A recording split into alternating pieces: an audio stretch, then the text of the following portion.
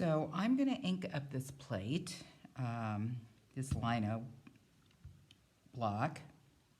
It's the soft cut, actually called Ready Cut. It's a Blick product. And I'm on my third color here. So if I show you, this is the print. And sorry, this is the print, and there's two colors on here already. There's a light yellow, sort of an ochre yellow, and then there's a green on top of it. So now I'm going to put a darker green that you can see here and that I've mixed up. So I want to show you how I ink this and how I print it. All right, so first off, so this is called the Well. It's got the ink, and I actually used a combination of the Lucas yellow and the Blick blue, because the Blick blue is more like a cerulean, I think, and as opposed to an ultramarine, and that was giving me the kind of green I wanted. So you don't stick your brayer all the way into this ink. You kind of go up to it and pull down, up to it and pull down.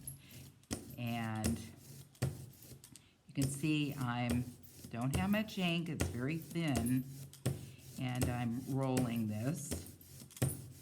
And I'm lifting up so that the roller spins. Now that looks too thin, especially over here. So I'm gonna add a bit, pull down a bit more. And I can also go this way to sort of even it out and then go back to rolling this. And you can hear it sort of slurps, right? That's what you want to hear. So you might be able to see, I'm going to lift this up, so you might be able to see this a little better. See, it's kind of got a bit of a texture to it, but it's very thin. It's thin. It's not like have peaks. That would be way too much ink if you had peaks. And then also I'm looking on the roller. Does it look like the roller's even? And again, it's got a bit of like a texture to it. So if you turn it in the light, you can kind of look and see, does that look even? Does it look like an even coat? Okay? So now what I'm going to do is go over here and start inking. And it's much better if you start with, just get a thin coat. Don't try to do it in one coat, okay? It's better if you do multiple coats. And you can see I'm turning the brayer, and so then I go back and I get more ink. And I might have to add ink. Now, I can see a little tiny fleck of, which does happen, and I see it on my roller too. It's really hard to get these little tiny pieces from the cutting. It's hard to contain them, actually. And I'm gonna look, and there they are. And so I'm gonna take this palette knife and I'm gonna try to get those out of there. All right, and then I also see one here, so I'm gonna try to get that up. All right, and then I'm going to wipe off my palette knife. I'm gonna wipe off my palette knife. So Going back again, so now I'm gonna have to fill in the spots that I pulled out. And I'm grabbing a little bit more ink. And again, I'm gonna go this way a little bit to even it up. And also notice this ink that I'm pulling down, is not much wider than the width of my roller. You don't want a big, blob, because it's just gonna dry your ink out and it's a waste. Okay, so that looks pretty good. And then again, another coat. At this point, I'm just trying to get the ink on there. And every plate seems to have its quirks, and you just have to kind of accommodate it. And so in this case, the quirk of this plate is that this edge right here tends to not print. I don't know why. Now there's some more. I must have not cleaned this off very well, which I thought I did, but apparently not. So now again, I'm gonna have to nab these little pieces here, get them out of there, and see if there's any on my roller, which I don't think so. You definitely want to get those out because they are going to make a mark on your print, which you will not be happy with. So this edge here tends to not print, so I've got to pay special attention to that. And I'm just angling my roller at that edge to try to get that inked.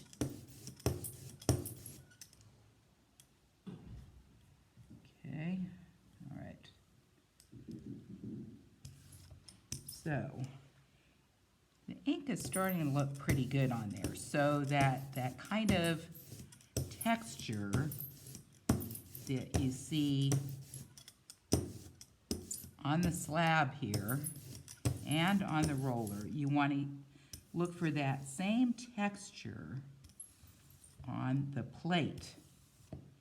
And now at this point, I'm trying to smooth out the ink. So I'm using a light touch, and I'm going kind of at a diagonal because my image is at a diagonal. And I want to just make sure very lightly, and I see something in there. Dang it. All right, I'm gonna let it go though. So when I'm looking at this, I don't know if you can see this, but you want to kind of get the light to shine on it and look at it and see, does it look like there's that sort of texture and that you don't see any lines and it looks like it's evenly coated, and I say yes. So now I'm going to put my registration device down. I'm going to move my ink over a little and put my registration device down, and I am going to carefully set the plate in there. And it doesn't fit absolutely perfectly, but not too bad. But I want to make sure if there's a gap, and there is a little gap right here, that I'm pushing it all the way to the left. So that's another thing, is make sure that you try to position your plate in the same spot every time. All right, and then make sure my hands are clean, and I am going to take one of my prints, and I might take a print. I'm going to look at these prints. I might take a print that maybe I'm not quite so happy with and do that one first. And this one is a bit off registration, so I'm going to start with that. All right. And the other thing is that I want I want a piece of deli paper. So, and I don't have one right here, so I'm gonna go get one.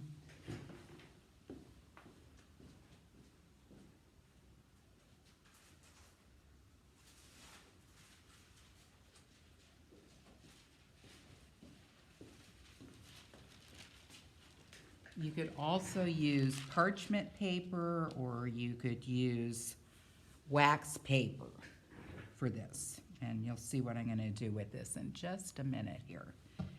So, I'm gonna take my print here, and what I wanna try to do, now the back of this paper has been abraded a bit, so I don't want it, because I didn't use a deli paper, so that's why I want to use it. And I'm going to start in this corner, press my finger into that corner, and then I'm going to carefully put the paper down, okay? And I'm just going to carefully kind of stick it so it doesn't move. And then I'm going to use the deli paper with the smooth, waxy side up. And it's a lot easier if you use something like the deli paper in terms of, because it allows your baren to more easily glide over your paper. Okay, so first I'm not applying a lot of pressure, but I'm holding this, and there's different kinds of barens. Okay, I'm using the palm of my hand here to apply pressure and holding this like that, okay? And pressing my palm down. And I'm going around in circles, in small circles, and try to get, now one thing I didn't do that I should have is check to make sure there wasn't any ink on this white space in the print. Hopefully there wasn't. And I'm going to try to stay away from that area too. Just in case there was a little ink that got over there by accident.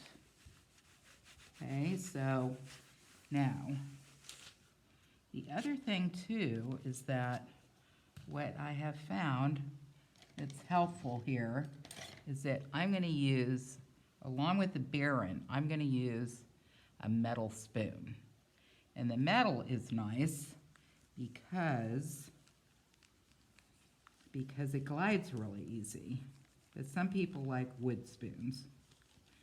You can try both.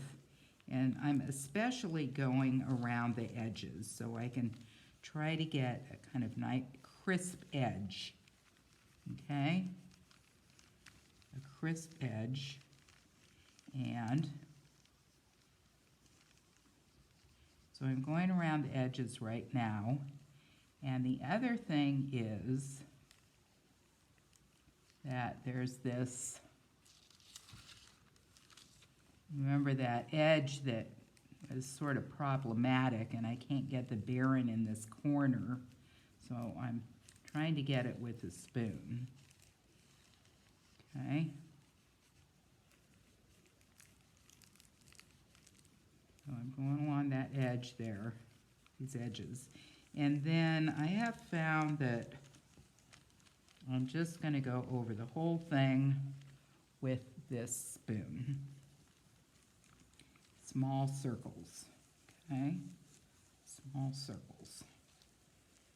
So the barens kind of I'm using as sort of the first round. And then I'm using the spoon. And also, since I did a lot of cutting in this sort of bottom half here where there's a lot of kind of leafy material,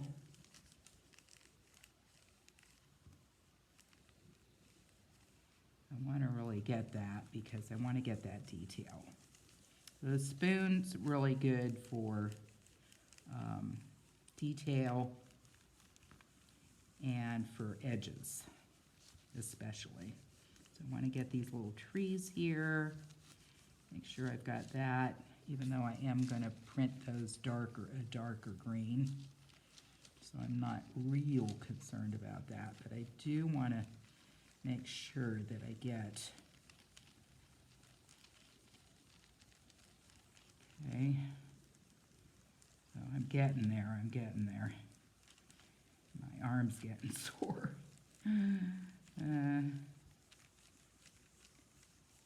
Now, if you're using Speedball ink, you could have a problem here taking this long because the ink might start to dry, but the Lucas is, stays wet quite a bit. So what I want to do now is I'm going to peek. I'm going to carefully, I'm going to peek. Okay. And it's looking pretty good. I don't see any major problems.